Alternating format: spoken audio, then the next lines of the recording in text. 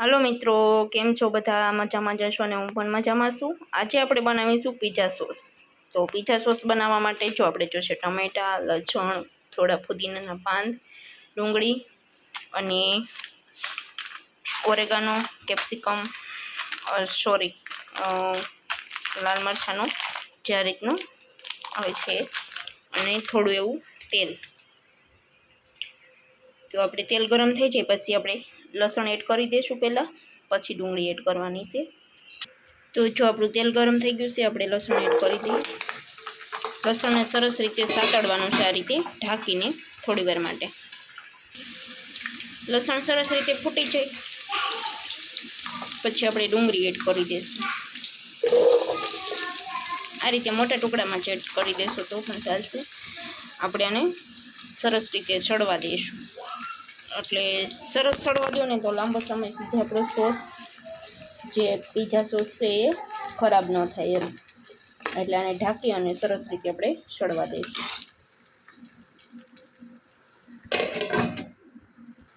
જો આ રીતે ડુંગળી સરસ સતળાઈ જાય પછી આપણે થોડું એવું આદું એડ કરવાનું છે। તમારે ઓપ્શનલ હે નાખવું હોય તો નાખવાનું, નહીં તો સ્કીપ પણ કરી શકો છો।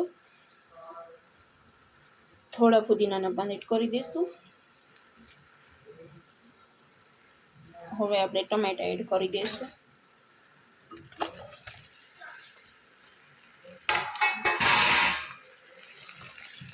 હલાવી અને સરસ રીતે થોડી વાર માટે પાછું થોડી સાતળવા દઈશું। અને તમને એમ થાય કે થોડું આપણે મીઠું એડ કરવું પડશે, ઓરેગાનો તમે જે પ્રમાણે એડ કરતા હોય, ઓરેગાનોમાં મીઠું હોય જ છે એટલા માટે આપણે થોડું એડ કરવાનું છે, વધારે એડ નથી કરવાનું। બીજી કોઈ વસ્તુ આપણે એડ નથી કરવાની અત્યારે, મીઠું થોડું એ જરૂર પડે તો એડ કરી દઈશું।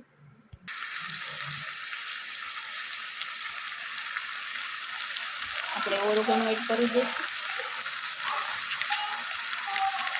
મોટી એક ચમચી જેટલું એડ કરવાનું છે। પછી ધનિયા મિક્સ એડ કરી દઈશું।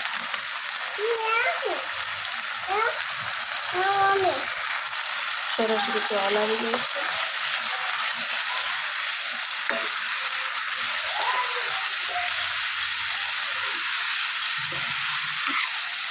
થોડી વાર માટે પાકવા દઈશું, પછી આપણે ગેસ બંધ કરીને ઠંડુ કરી લઈશું, પછી મિક્સર જારમાં પીસી લઈશું। જો આ રીતનું થઈ ગયું છે ને, હવે આપણે આને થોડી વાર માટે ઠરવા દઈશું। ઠરી જાય એટલે આપણે મિક્સર જારમાં અને પીસી લઈશું। સરસ સોસ આપણો થઈ જશે રેડી। આ રીતે આપણે મિક્સર જારમાં એડ કરી દઈશું। આ રીતનો આપણો પીઝા સોસ બનીને થઈ ગયો છે રેડી। તમે જોઈ શકો છો મસ્ત મજાનો આપણો પીઝાનો સોસ ટોપિંગ રેડી થઈ ગયું છે। તો હવે એને આપણે પીઝા ઉપર લગાવી શકીએ અને સર્વ કરી શકીએ। તો મસ્ત મજાનો આપણો સોસ છે રેડી। તો ફરી મળીએ નવા બ્લોગમાં, ત્યાં સુધી બાય બાય। અને આ સોસને તમારે સ્ટોર કરીને રાખવો હોય તો ફ્રીઝરમાં કોઈ પણ કાચની બોટલમાં ભરી અને તમે સ્ટોર કરી શકો છો। આપણે ફ્રીજમાં મૂકવો પડે છે બહારની એટલે સરસ મજાનો આપણો સોસ છે રેડી। તો હવે હાલો હવે અને ઠંડો કરી અને કાચની બોટલમાં ભરી અને મૂકી દઈશું।